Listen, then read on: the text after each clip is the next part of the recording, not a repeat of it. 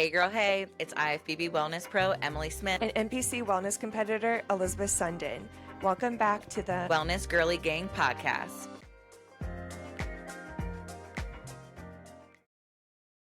Hey everyone, we are back with a special guest, Miss Brooke Hackett. She is an IFBB Wellness Pro, and we're so excited to have her to our podcast. So welcome, Brooke. Why don't you tell us about you, yourself, and your journey in bodybuilding? Yay, thank you. I am a IFBB Wellness Pro. I just turned pro in 2022. I'm an online coach. I've been a personal trainer for 7 years. So prior to online coaching, I did in-person coaching pretty much right out of college. I just got married last year. Yay. And so now my last name is Hackett. It's not Hazard. And me, like just my journey with bodybuilding, has been so interesting. I basically went pro within the span of like 8 months, and kind of just on a whim. I just like got fat after COVID, and I was like, let's do bodybuilding. There's a new category. It's called wellness. I can get behind that. Because prior to that, I didn't want to do the figure posing, and I didn't want to lose muscle to do bikini. So, wellness, and I was like, yes, absolutely. That's my genetics. I like that. Yeah, and so that was unexpected. And then last year was my rookie pro season, and it was cool. I mean, I learned a lot. I didn't have an amateur career to like make mistakes, and kind of figure out what even bodybuilding is really. And then so last year I learned a lot, and I'm heading into my second season that's in the next couple weeks. Wow. So how many shows did you do to obtain your pro card? 2. 2? Okay. Yeah. Wow. It's just like Emily. Yeah. And since you're a natural athlete, what shows did you do to get your pro card? I did nationals. Okay. Yeah, I won my pro card at nationals. Oh. It's like the December one in Irving, Texas. Yeah, when I did it, it was in Florida, but yeah. That's right. That's Wow. right. So you were still against all the girls that may have been on PEDs, but you crushed them and you got your pro card. I did win first in my class. I did not win the overall, but I did it. I've never cared about that. I've never been like, oh, well, she's on PEDs or like whatever. I honestly really didn't know much about the sport back then, so it didn't even really cross my mind, or it wasn't something that I felt that was like a crutch in a way, Yeah. That's still good for other girls to see and to hear that it can be obtainable. And I think a lot of girls look up to you for being natural and getting your pro card and then competing as a pro as well. So how was it like competing as a pro? Oh my gosh, it was so cool. I had a coach change in the middle of it. So, I went through about a year-long off-season, and my previous coach, my first coach, he made me just like chase a number on the scale, which it was really big for me. I gained a lot of fat, and then he put me in about like a 25-week prep to get to stage, and my protocol was just wasn't very good. So I lost a lot of muscle, and then I kind of just continued the season with that density because there's like at that point nothing you could really do, and I was pretty set on competing all year. So my pro debut, I got top 5, which was really cool. I got to compete against Olympians. Bruna is one of them. She won that show, and it was just so cool. It was cool to be around the women that are just hyping each other up, or just kind of, whoa, these are pros backstage, seeing them, like what they do, and I'm just like kind of trying to pick it all up. And then I changed over to Team Ludacris, and I finished out my year with him, and we ended up getting second place at Heart of Texas, which was like great. I was just a kind of out of body experience because we did like a top two comparison, and I was like, what the heck is going on? They just It was work awesome. you. Oh yeah, and it was against Jacqueline Rios, and I knew that I was gonna stand next to her in the first comparison round because of our last names. Mm. And I was telling my husband, I'm like, I'm about to get mogged, like big time. This girl, like I've only seen her on Instagram, and then I saw her like at the athletes check-in. I'm 5'2", so I'm short. She was shorter than me. I'm like, Oh, wow. what in the Oh my world? gosh.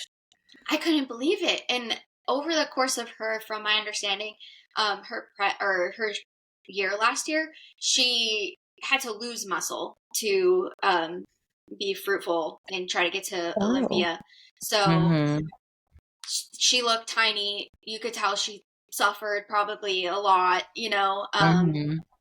But yeah, I was in that comparison with her, and that was like highlight of my pro season for sure. And then I did Ben Waiters, which the peak was it was just not it.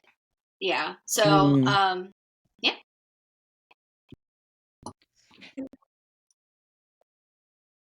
Yeah. So how would you say your amateur prep was compared to your pro debut prep? Mm-hmm. My first prep ever, just like going into or from COVID, I prepped myself with my uncle. Oh. So my whole body or my whole family has done bodybuilding. Oh, wow. So Oh, I have a wow. really big support system. My uncle, he competed against like Sean Ray and, you know, those big guys from the Mm-hmm. 90s. And so him and I kind of collaborated, but we didn't know. I think I was on no fat burners, and I was doing like 3 times a week, 30 minutes of cardio. So like just kind of figuring it out. I don't know. And then, come nationals, I actually did get a coach, and it was really hard. It was really hard.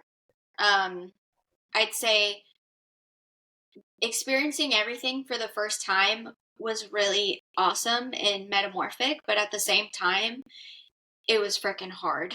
You know, like so many times I'm like, I'm never doing this again. Like, this is way too much for me. Um, so going into my pro season, I knew more what to expect. However, you know, every prep is different. So coming from that unnecessarily fat physique that he put me in, like it was hard. But yeah, the protocol was weird, and but it was fun regardless. Like I have so much fun bodybuilding, you know. It's fun. It is fun. Yeah, fun. Yeah, it's fun, but yeah, there's a lot of monotonous and things that like, I mean, it gets to a point, I think what you're trying to say is like at your level, we're training the same things over and over again, trying to eat, you know, a significant amount. And then being in the deficit, right? No one wants to not eat little bits of food and be tired and cranky and all that. Um, Ugh.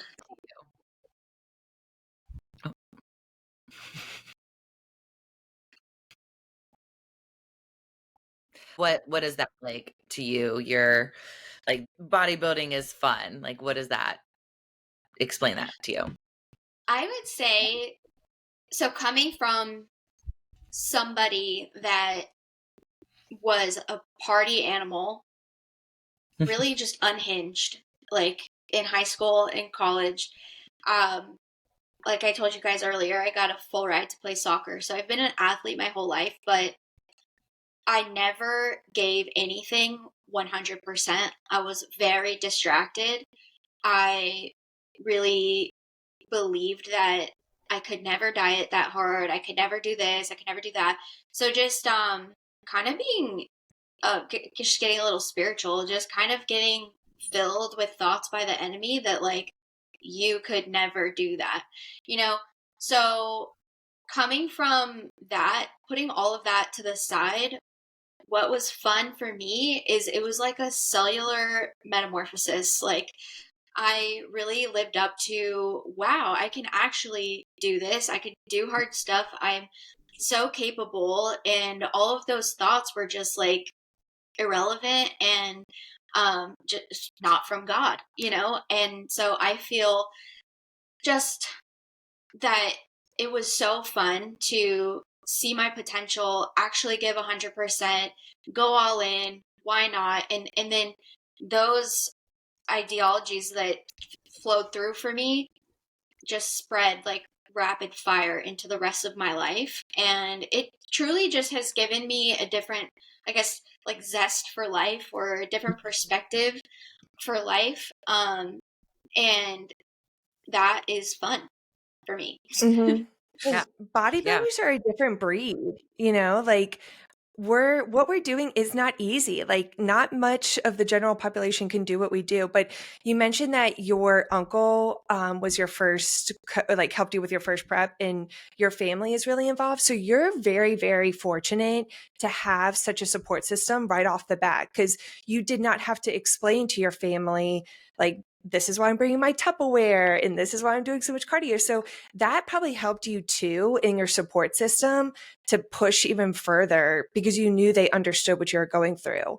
And your spouse is also a bodybuilder too, right? Yes, he So I'm is. sure that helps too, to have his support system, and he just gets it, you know? I mean, not like a spouse who is not a bodybuilder cannot get it, but you don't have to explain or educate your husband any of the weird intricacies that we do as bodybuilders. Totally. Yeah, he is bodybuilding's number one fan. Like this man sits there on the couch and watches Ronnie Coleman eat all 7 of his ginormous meals while like just walking on the treadmill. Like he's like, and I'm like, what are you doing? He's like, getting my mind right for my workout. Last night he put on a leg workout. He's like, I'm getting ready for legs tomorrow. I'm like, whatever, dude. He is so funny. That's so cute. That's really He's cute. hilarious.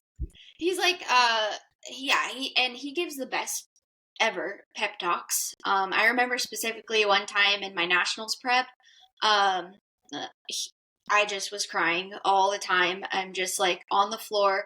I literally slammed the door in his face, and I'm like, leave me alone. And then Oh, he opens the door and he like picks me up and he like carries me onto the couch and he's like, just get it all out right now. But once you leave that door, you better lock in. And I'm like, that's what I'm talking about. You know, like so it's that support Yeah. is undeniable. Yeah. Mhm. And from my family, as you touched on, yeah, like call my dad. Do you think this protocol is weird? Call my mom bodybuilt too. My grandma, she bodybuilt. oh, So, Oh really? God. dude, yeah. One time I saw my grandma and I was like, "So, what'd you do today?" And she's like, Oh my God. something like back and biceps. And I'm like, "You're my Girl, grandma. You're my Oh my grandma." God. Yeah, You're my she's hero. funny. Yeah. She's so funny. Yeah, but the that's support is unmatched. that's just like I love Sydney her. Gillen. Yeah, I mean, her mom and dad were bodybuilders, and I don't know of many other um, bodybuilders that have it in their family. So clearly it's in your blood. You should post on social media a picture of your whole family, of like all the bodybuilders. I think that'd be cute. Oh my God. That content would Should go crazy. Just like all of y'all at totally. the gym or something. Like I did. I posted like a reel. I'll have to send it to you, and it's like of Okay, yeah. everybody. And then on I want to see YouTube, that. I hit a shoulder workout with my grandma. She's just the cutest thing ever. She's like Oh my 4'11", and God. she's ripped, she's stacked, and she's 80. She's This is so insane. Oh She's my cute. God. she's so cute, and she lifted more than me in some of the lifts. I'm like, dude, you're awesome. Yeah. That's Oh my God. amazing. Well, you know, That's that so wellness upper body, we're not the most jacked. I mean, And I'm we're like, strong, but like Yeah. I could do a mean Shoulders. lateral raise. Yeah, I got lateral raise on lock, but Yeah, we got the lateral raises, maybe some shoulder press, but yeah, not as heavy as we can press like some squats, some leg press, some hip thrusts. Yeah, oof. yeah, I Mhm. love me a hack squat. I know, Oh girl. yeah, I see you So all the time. you just started a prep, like you're in the beginning stages of preparing for a show this year? I am 13 weeks in to my prep.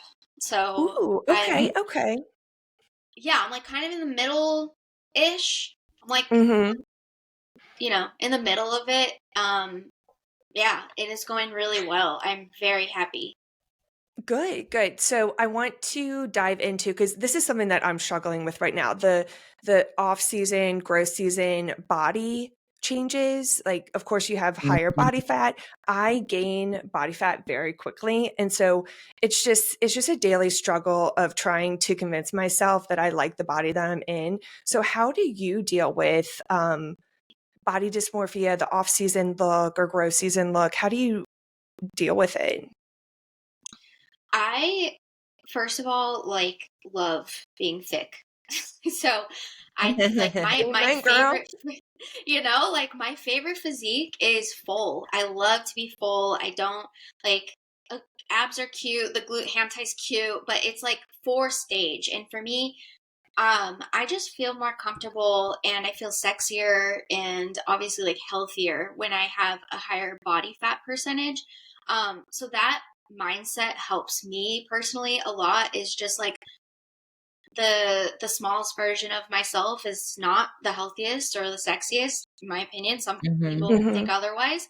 Um, so really just like locking in on that and knowing that like my husband loves me in this physique. Like I'm just like the confidence comes from within, and also mhm, remembering that even though you're in your growth season, arguably your growth season is more important than your cut. Like we can get lean. We know how to get lean. Can you build that muscle? Can you build the density?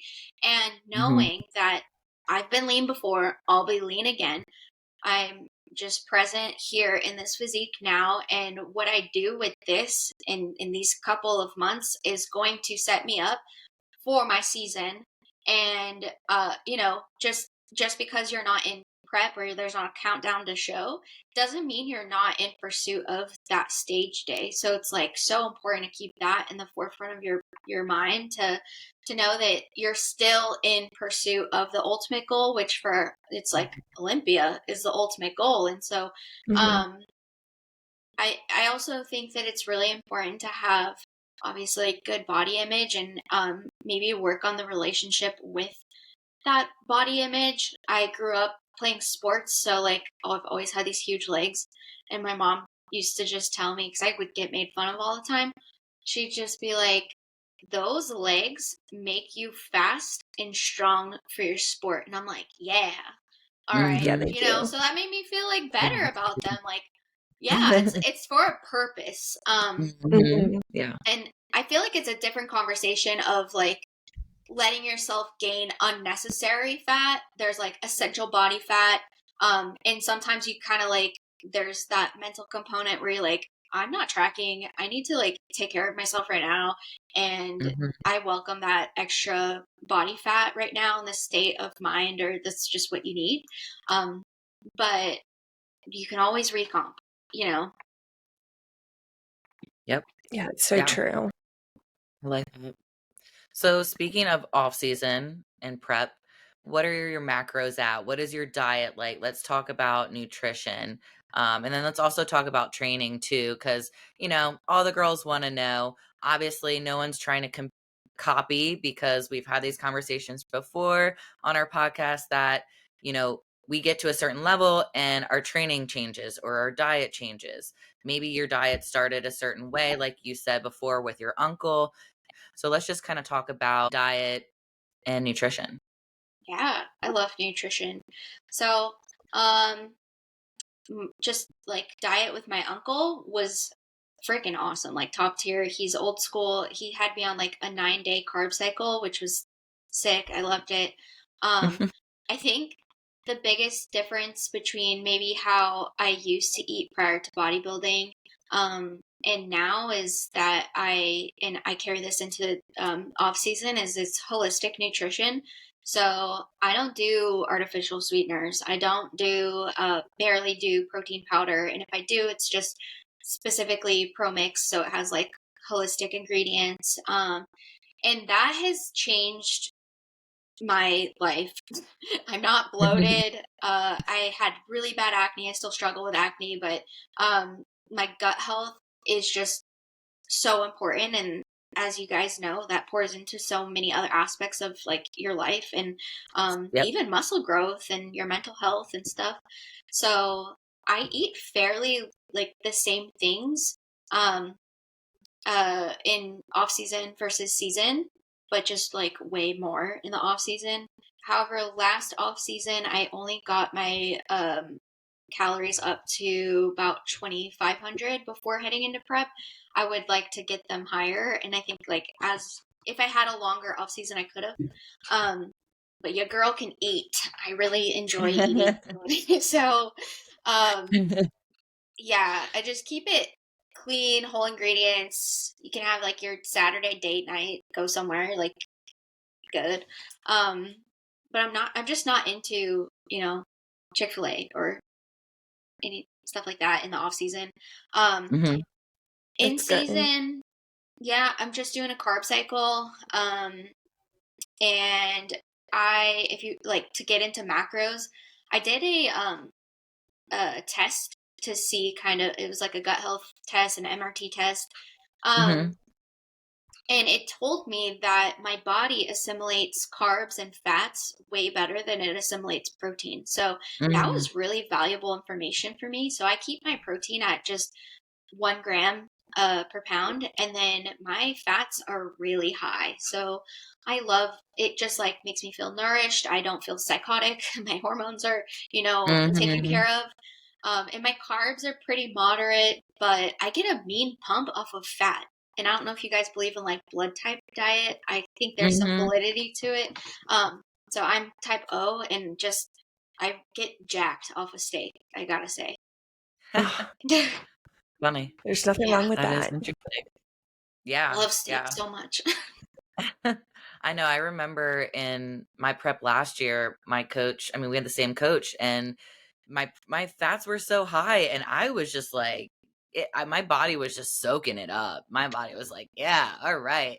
And I Yes. think mindset wise for me, it was a mind fuck because I was just like fats. It's just too much fats. Like I Mm, just don't like to have so many fats in my diet. And then like putting olive oil, I'm like, oh no, I shouldn't have put olive oil, but it worked so well with my body. So yeah, I'm a big believer of using fats. yes. And Have you peanut ever butter. tried pecan butter? Oh, have you tried Pecan butter? pecan butter? Uh-uh. Oh Mm-hmm. my gosh. The MRT Yeah, Nope. test girl. told me I can't do peanut butter or almond. So I went to walnut, which is good. Hmm. And then recently just tried Cashew. pecan. It could be my prep taste buds, but it tastes like maple syrup. Like it's so good. I love it. Yeah, Elizabeth, even do you have that cashew too? butter. Yeah. Ah. Mm. Yeah, I mean, I think I've mentioned it on every single podcast episode. I love peanut butter or just nut butter, like cashew Yeah. butter. I have had pecan butter, walnut butter. I kind of want to do that test, but I'm wondering because I'm O, blood type O as well, the universal donor, whichever one that's the plus or the minus. But I just love nut butter so much. Yeah. I have a Like problem. you probably get a mean pump off of steak too. I probably do. I'm not a That fan of does sound steak though. I yeah. What? Okay. Oh no. I'm not a Oh fan of gosh. red meats. Steak? We need a good steak in the diet, Dude, Elizabeth. I love Just try steak. it. Just do a steak and then go to the gym. Yeah. Yeah, Might as I'll well. try that next week, right? Yeah. What are your go-to like pre-workout meals that's your favorite? That's like not a protein powder because we see all those girls with protein powder and their cream of rice bowls and their what's your go-to? It's maybe weird sounding. It is chicken, rice, broccoli and banana with salt on it and olive Ooh. oil. Is that all mixed Ooh. together? Mm-hmm. Oh, I can't get It's down with that. bananas. dude, it's I good. can't, It's I, good. You have to try it. Try I it, can't get down with people putting the sweet and the savory. They're fucking shit up for me. Like, I dude. Try cannot do it. it. Separate is better. Especially in prep for me, I need those things like all separate flavors, separate things. I hear Yeah. you. It's freaking Yeah. good though. Something about like olive oil on rice is so good. Yeah. And Mm. just Yeah. dude, the banana, it just is good. I don't know. I But yeah, tried that's the banana rice honey peanut butter thing. That was whoa, gross. that sounds bomb. That sounds, What? it was so To So each their own. you'll eat the banana in the same bite as a piece of chicken? Oh, Oh girl. yeah. I mean, but you know what? Like, food is food, That's especially hard. when you're hungry during prep. Oh yeah. Like, yeah, you like But the that. thing That's is, I carbs. think it That's fuel. tastes amazing. I'm like, this is the most delicious bite. Yeah. Yeah. Are all your meals about the same? Is it always chicken, rice, broccoli, or you have some variety in your meals? I do so I do rice and all of that, like fast carbs before my workout, and then I'll Mhm. do sweet potato after my workout, a little bit slower to digest. There's always fats in there.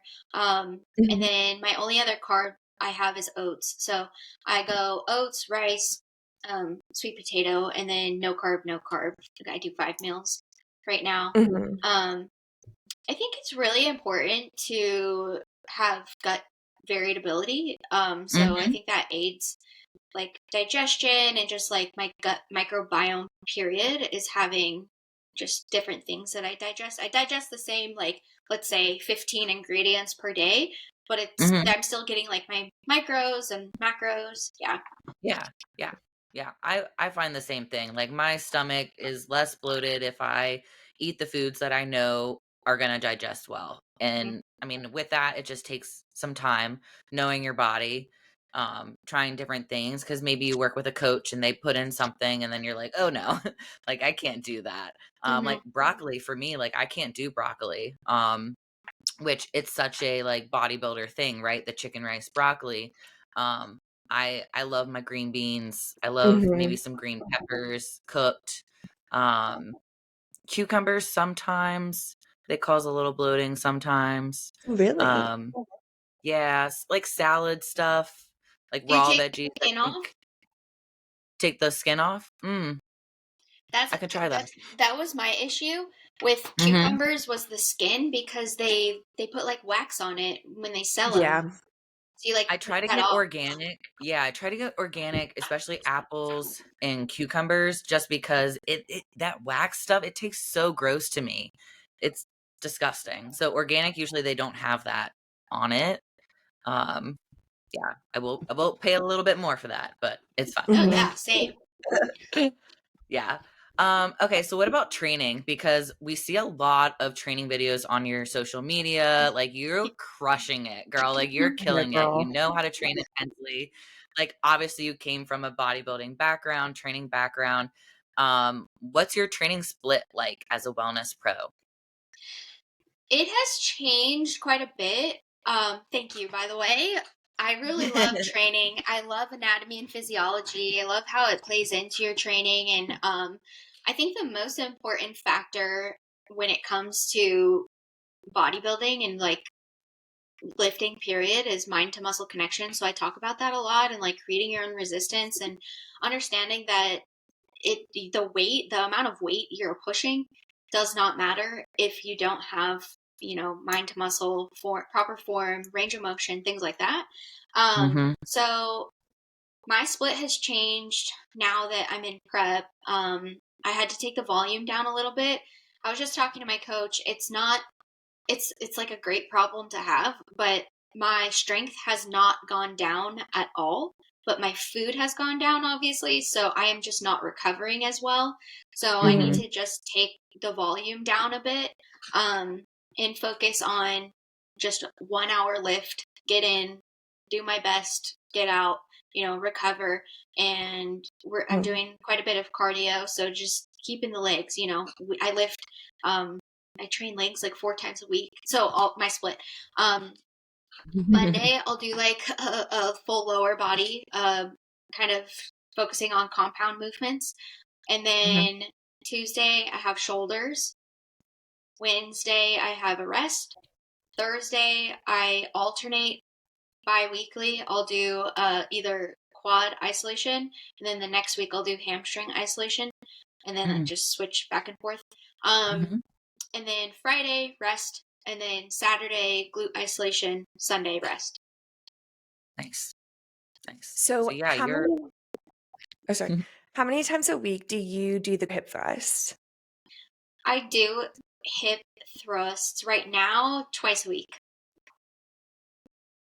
Yeah. Is there variation to that? Like, is one a different range of motion or different tempo or? Yes. So on Monday, I'm hitting compounds for my legs, but then I do an FST7 hip thrust. So 7 sets, 12 reps, and really focusing on, shout out to Ronnie. What's his name? Hani Romboid. Him. He created FST7 and I just love it.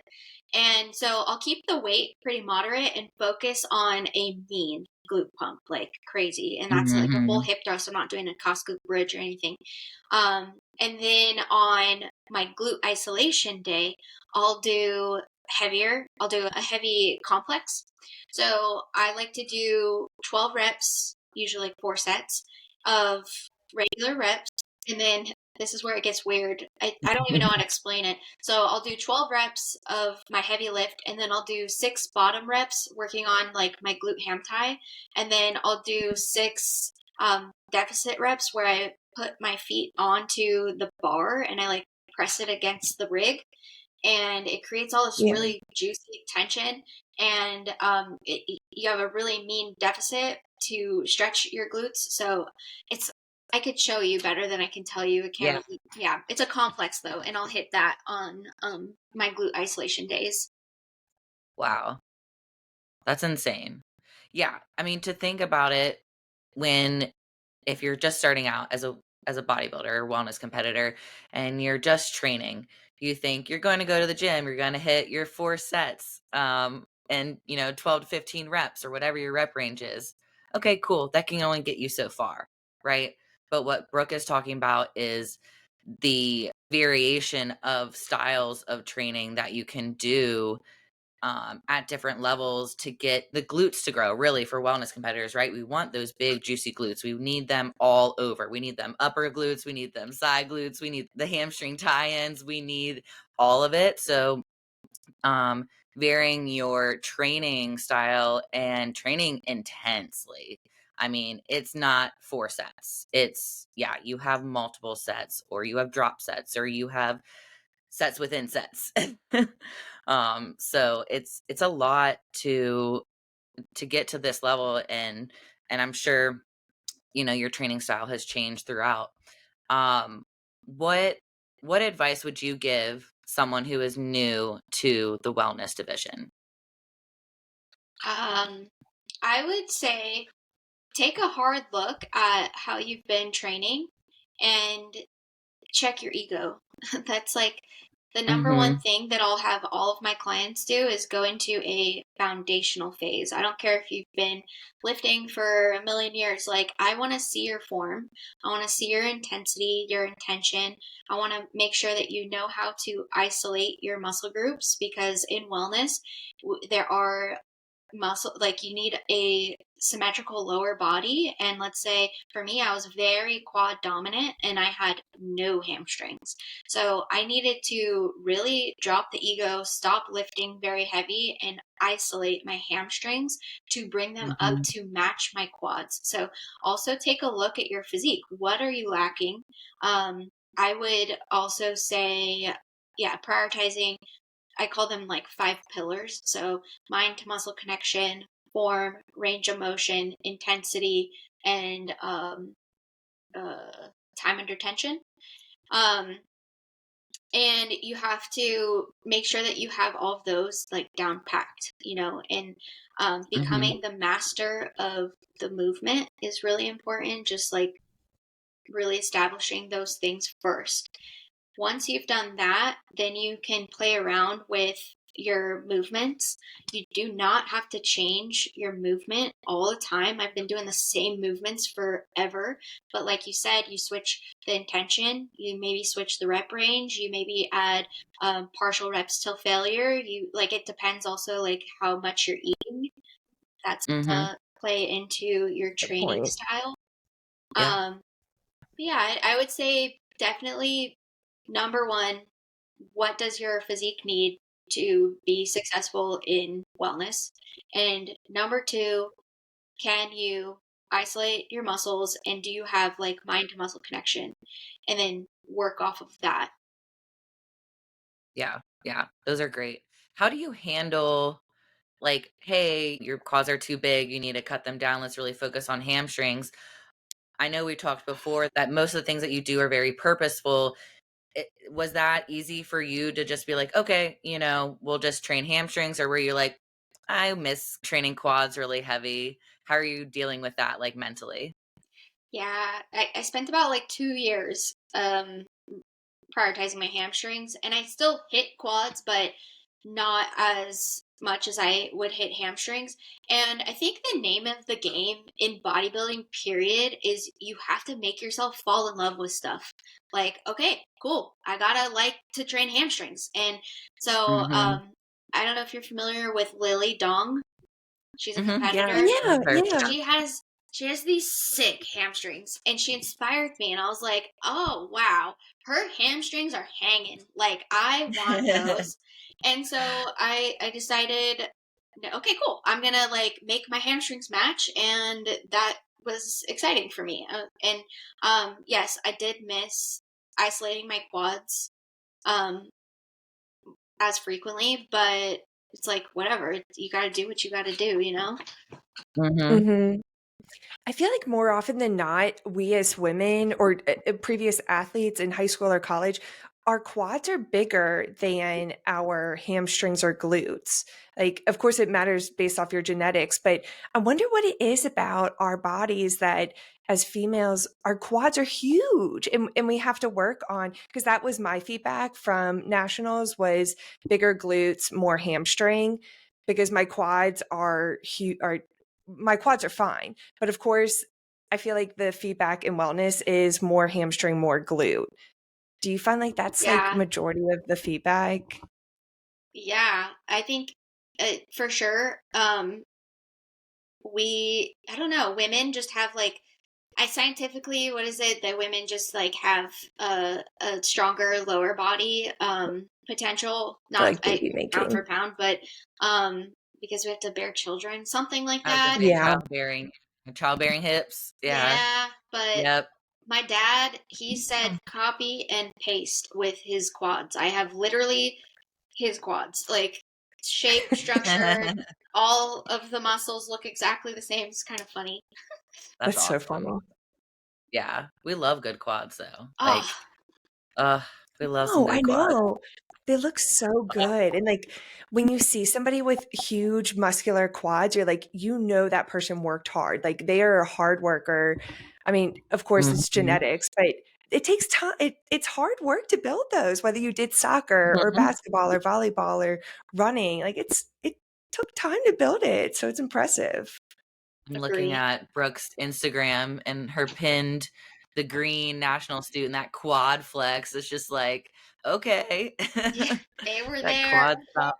We were there. Yeah. Okay. Yeah, I'm kind of jealous of your quads, not gonna lie. I know. Thank you. It's because I'm short, I I'm just think. sad because my quad's not working. Yeah. It's funny. Like, it's just so funny because you don't look short on Instagram, People right? It's tell like me that. you don't look that short. I know, and then they It's meet me in person. It's like how I feel about Jacqueline, I guess. But yeah. Mhm. whereas Yeah, I would be that's so towering over Brooke because I'm 5'11". So Oh, you know what? You're such a G though for being 5'11" and wellness. think yeah, right. I'm And Emily, 5'7". So we are the tall, we are the cap. We're We are always the the last tall cat, class. always Yeah, I mean, last. Yeah. yeah, can we actually get into that? Like um, of course, our muscles are longer as taller women or taller people in general. Have you noticed a difference in your training? Like, have you ever trained with someone that's taller than you and you've noticed that their training targets different muscles at all? I guess just like different range of motion, probably, or like Mm-hmm. different angles than what I would be used to. You know, I'm like telling you, oh, try this angle, and then it just completely doesn't work for them. Yeah, that's Mhm. a good point. Yeah. But I think you should always, like, when you're doing a movement, kind of just work with it and see what feels really, really good. And then, stick with that.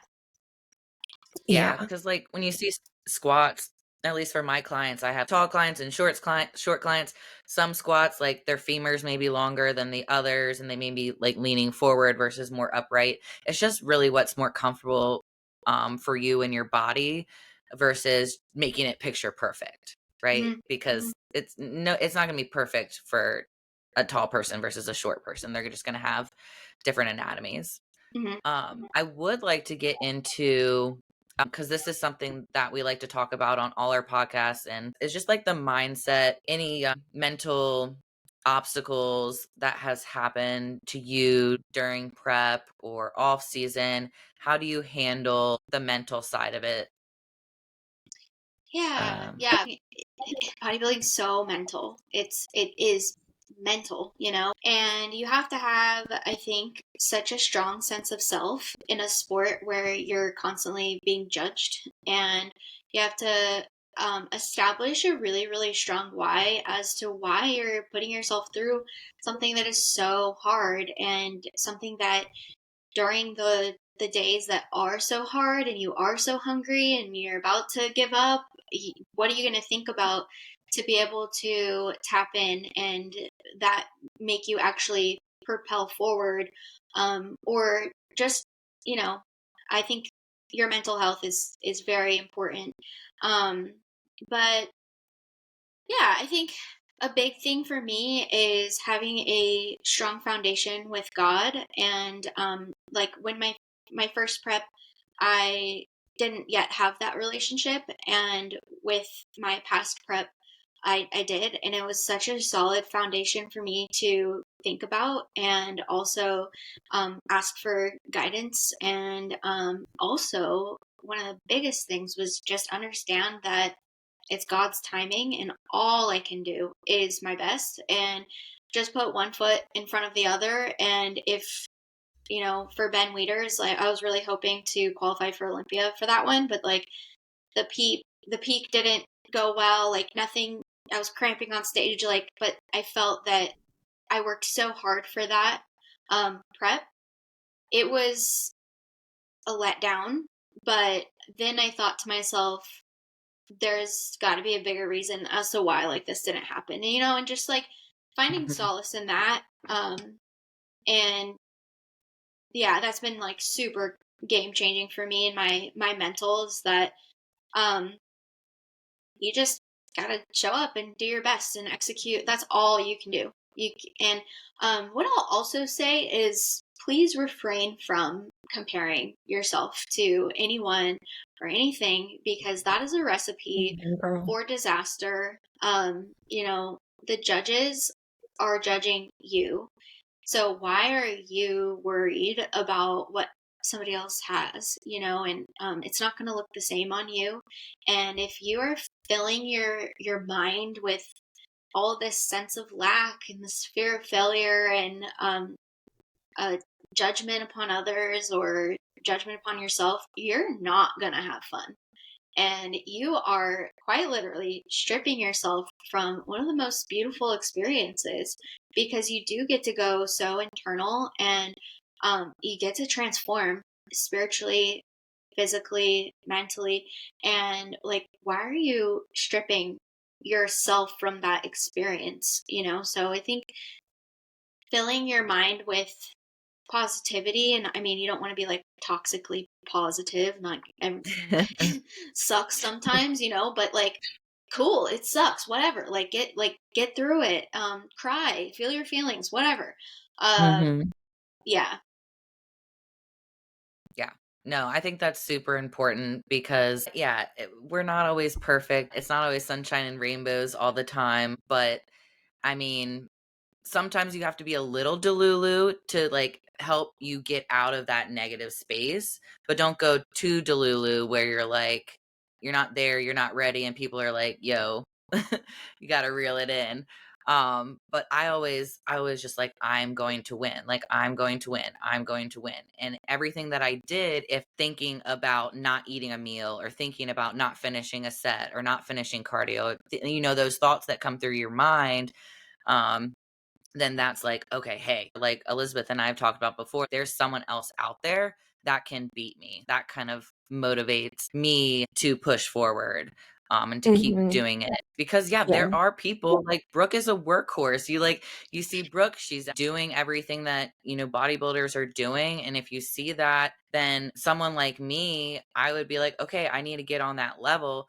But I'm not going to be like, I need to have exactly what Brooke has. Like, I don't have to do exactly what Brooke is doing, but maybe like I can take pieces of what she's doing and how she's doing it to motivate myself to be a little bit better.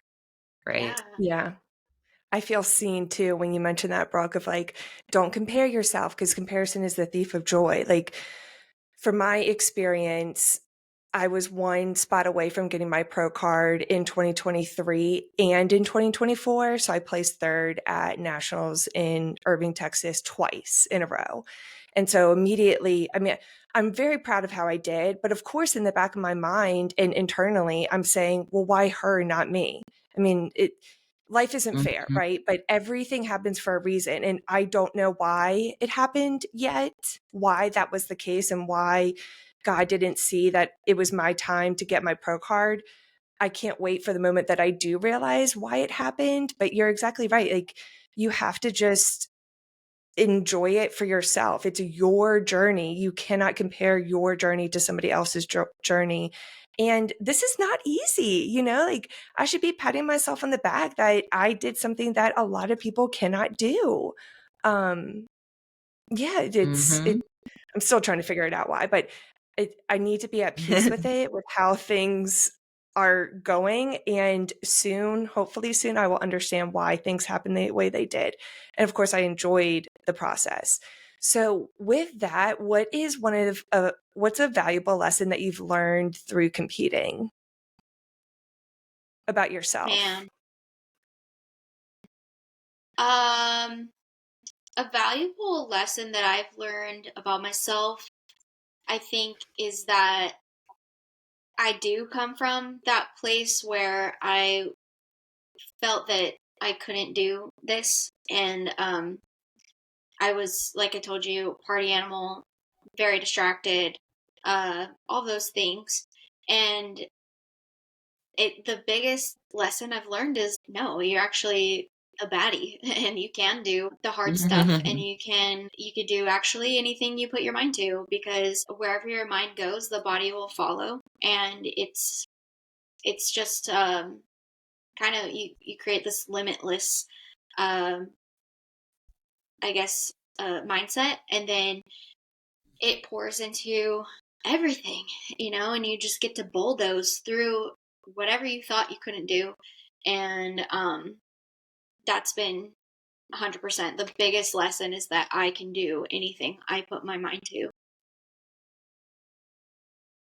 I love it. True. And I know we have to go to the gym, so we've got to work out. What are we hitting today? It's Thursday. What do you have? Legs? I got hamstrings today. Last Hamstring? Thursday I did quads. I got hamstrings Okay. and upper glutes. Yeah. I hit the Nice. glute shelf 3 times a week. Woo-wee. We need that glute shelf. Need it. And I know your Yes, we husband Set a appreciates do. it. table on that butt. Yeah. Yep. It's just a hand for him. It's just like a hand rest for your husband. Yeah. His hand, you just find it there sometimes. It's like, oh. Yeah. All It's right. useful. So do we know what is your next show? Yeah, I haven't talked about it, but it's Texas Pro, and I'm Yay. about 6 weeks out tomorrow. But I have a few shows lined up. I'm doing Texas Pro, I'm doing Atlanta Pro, I'm doing Heart of Texas, and if I still don't get that Oak Qual, I am gonna go to what is it called? Phoenix, whatever, September 13th. Yeah. Yeah. And then hopefully I'll be qualified. And the dream is that my husband gets qualified also. He turned pro in December at Nationals. Oh, So so you were there. yes, I could have seen I you. I was could have there. met you. Yes. Dang. Well, yeah, that was crazy. He also turned pro in 2 shows. He's an animal. But yeah, that's the dream. We go to Olympia together. Yes, that's awesome. I was gonna ask, so I know that okay, so he just got it last year. So you got your pro card first in 2022, you Yeah. said? So okay, so it's been 3 years. Then did you inspire him to do bodybuilding, or was he already doing bodybuilding before you guys met, or He has the man has been in love with bodybuilding his whole life. But he felt, I don't want to like put him on blast or anything, but he felt that he was lacking in the calves area. Mm, And so that made him feel like he doesn't have it, like um he felt that it was too far fetched, and then yeah. his words, not mine. He said that my first prep, the way that I kind of just like went into it, inspired him. It actually was the reason, or the validation he needed to know that I am his wife. He said, "Seeing you go through that prep Mm-hmm. showed me the strong woman that I want for the mother of my children and everything." So that's another added bonus of bodybuilding, Yep. there you go. Check.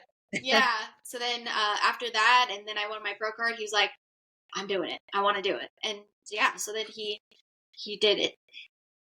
Oh, Same show it was too. so sweet. It was so sweet. I saw the video of you guys. Like he ran up to you after you got your pro card, and then you ran up to him and just like tackled him after his pro card. Like that was just so sweet.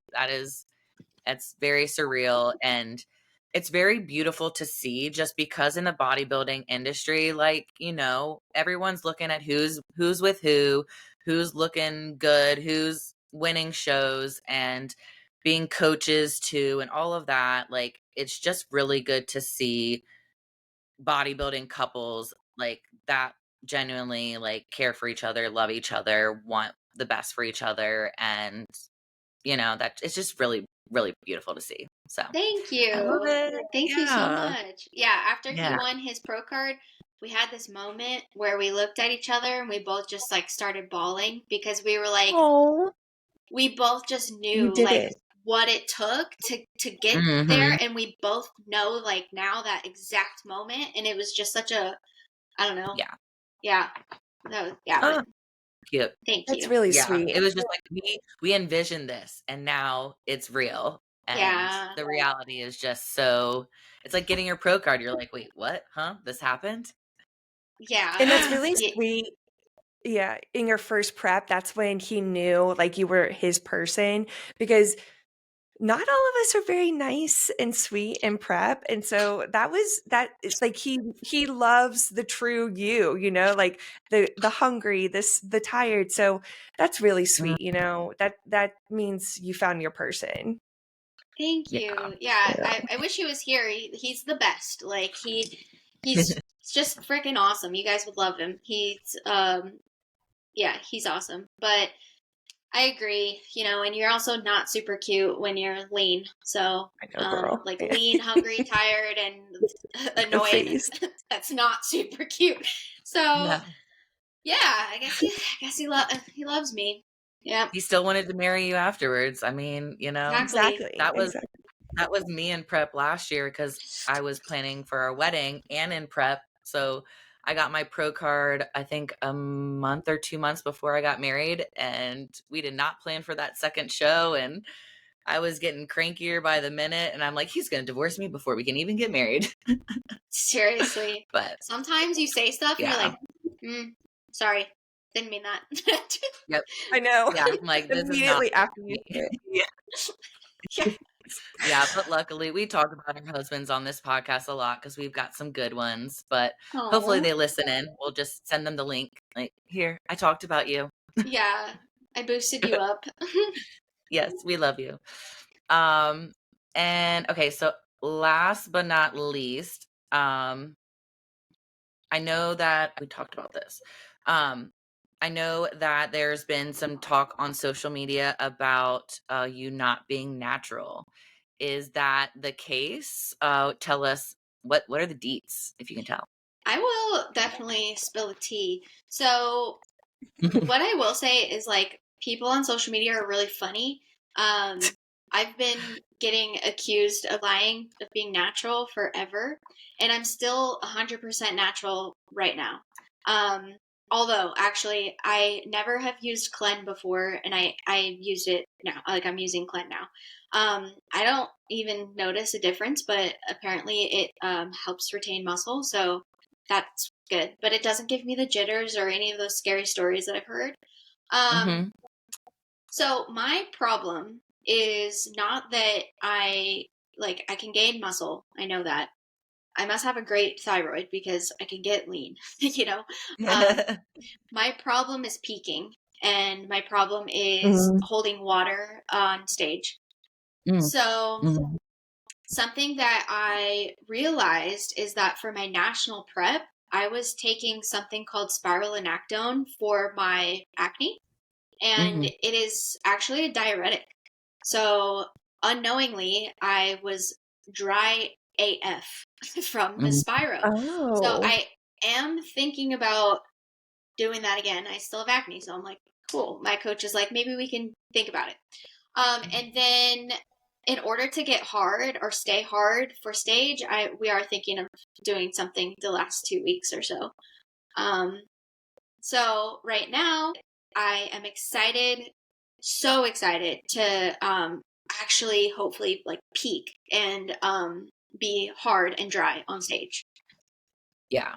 Yeah. I mean, it's such a hard look, the wellness look. I mean, bikini is even crazier, I feel like, too, because like wellness, at least we can Pretty have hard. some more lines, whereas bikini they don't, but they still have the fullness in the glutes that we have.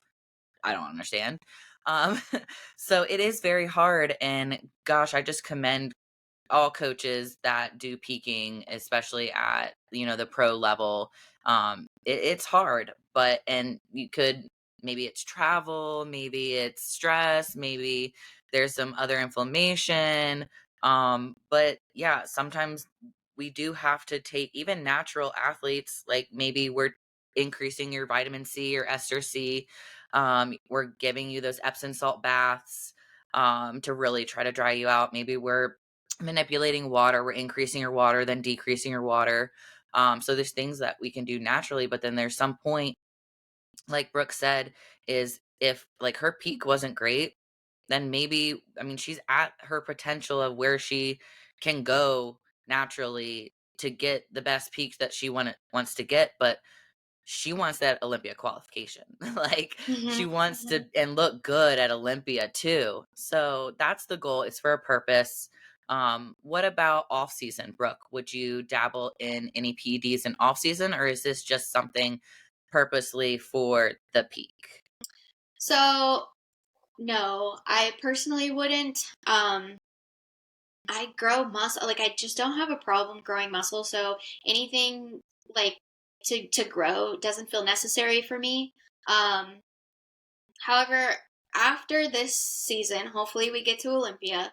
I feel that I'm gonna have babies after that. So I don't know what like the future holds, but it's time to have babies after this season. So yeah, I'm excited about that, and I'm gonna use it as a bulk, I guess.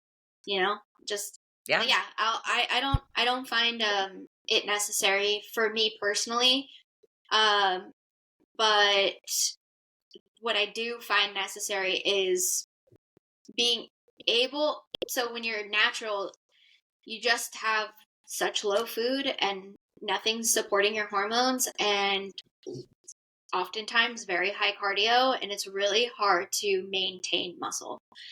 So I think that is why I would need to dabble into PEDs, is to maintain what I have.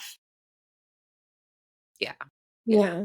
And would you say that would be mostly during prep Yeah. or yeah, Even so, TBD? yeah. Well, so I talked to my coach. His name's Cal, by the way. I have a new coach. He said to me, because I asked him, and it's always a topic of conversation with everybody, and all the coaches that I interviewed, nope, you have to do PEDs. No, you have to do PEDs to be successful, this and that. And and then I talked to Cal, who's my husband's coach, and he was like, I actually want you to stay natural. Like, there's no reason for us to do X, Y, and Z. So he's very conservative. That's why he feels, I mean, he's going to check the look at like 4 weeks out.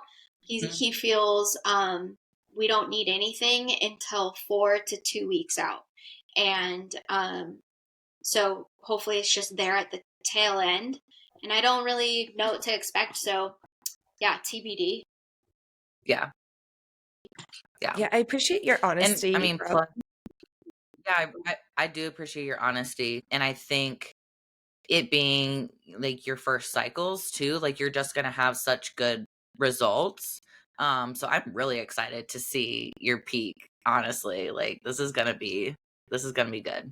Thank Yeah. you. I'm Mhm. nervous, of course. Like, it's always kind of nerve wracking, especially towards 4 weeks out, 2 weeks out. What if I don't respond well? But we have a few shows lined up, so I'm not tripping. But Yeah. yeah, I'm an open book. I've always told people that like I only stayed natural. Like, it's not because I fear people judging me or I fear like whatever. I genuinely just wanted to max out my potential naturally. And I, prior to like 2022, that was literally my first year of bodybuilding, and I am not an advocate for somebody doing any PEDs their first year of bodybuilding. Like, get some reps under your belt, like go and explore and see what you can do. And then it just felt so expedited. I just didn't feel like I needed it yet. And now I feel like I truly have maxed out my genetic potential. And yeah, like you said, now it's time to like, how can I have help to do what I need to do, like where I'm lacking. Mhm. Yeah. Yep. And you bring And up I'm a good glad that point, Brooke. your coach is Go ahead. Sorry, Emily. I was gonna say, I'm just glad that your coach is a less is more coach and just really thoughtful about you, but also your future, right?